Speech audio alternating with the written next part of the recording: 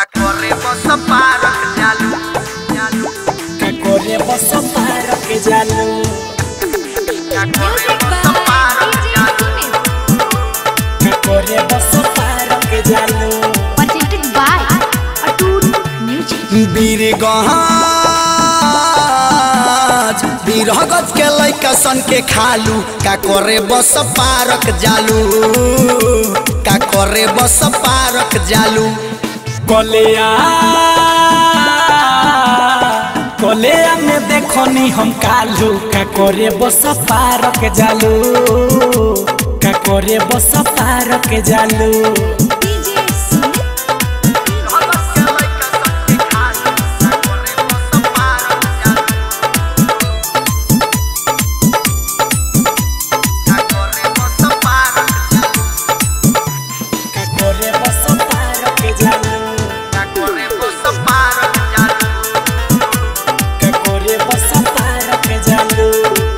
जब जब जनकपुर में जालू पेन्ही के ललकी घघरिया हुआ के लोग गवा देखेला तोहरी पडाली के नजरिया तोहरी पडाली के ए करे जा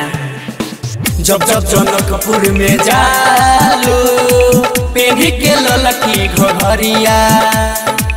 हुआ के लोग गवा देखेला तोहरे पडाली के नजरिया नरकटिया में रतिया बितालू करे का बस पारक जालू का करे बस पारक जालू कोलेया में देखनी हम कालू का करे बस पारक जालू का करे बस पारक जालू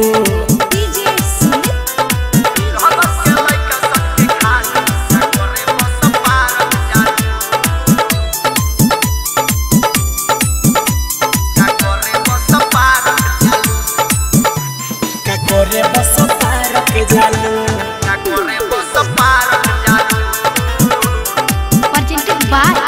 Atul Music। पोखरा काठमांडू शहर में नेता लोगन के खबर में तोहरे छपाइल बच्चा रचा कांतिपुर अखबार में पोखरा काठमांडू शहर में नेता लोगन के खबर में तोहरे छपाइल बच्चा रचा कांतिपुर अखबार में राजन राहुल सतेंद्र करलू भालू करे का बस पारक जालू करे का बस पारक जालू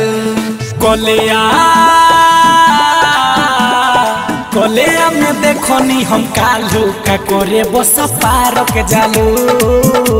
का करे बस पारक जालू। Atul Music Recording Studio, Birganj, Nepal।